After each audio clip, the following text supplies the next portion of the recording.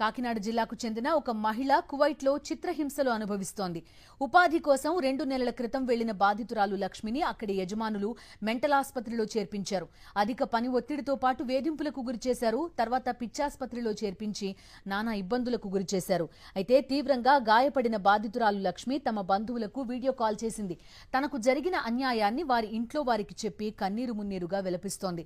ఎలాగైనా తనను స్వగ్రామానికి తీసుకొచ్చేలా ప్రయత్నించాలని వేడుకుంటోంది లక్ష్మి.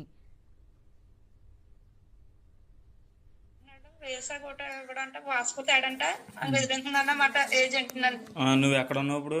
నన్ను ముందు జహరా హాస్పిటల్లో పెట్టారు 24వ తారీఖుని. 2 రోజులు అక్కడ పెట్టారు. 27 మెంటల్ హాస్పిటల్లో తీసుకొచ్చి పెడిచారు ఇక్కడ.